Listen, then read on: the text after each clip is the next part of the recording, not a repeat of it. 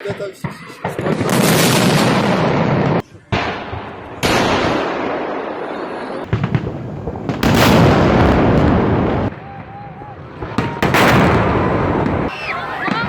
Бежим, иди сюда.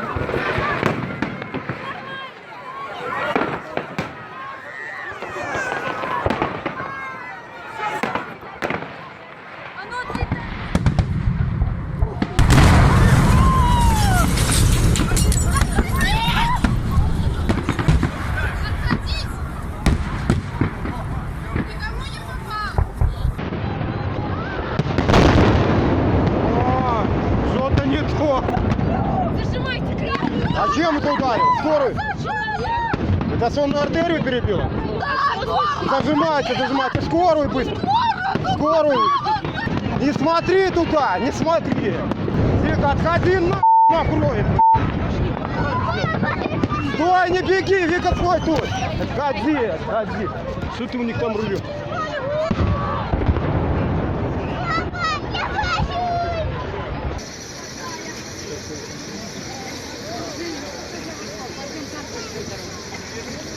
Ее реанимируют в машине прямо, да?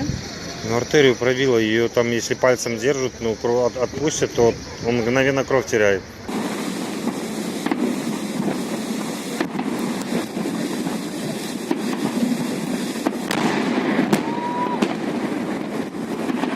Первоначальное следственное действие на месте происшествия позволяет в качестве основной выдвинуть версию о том, что фейерверочные изделия производства Российской Федерации оказались некачественными.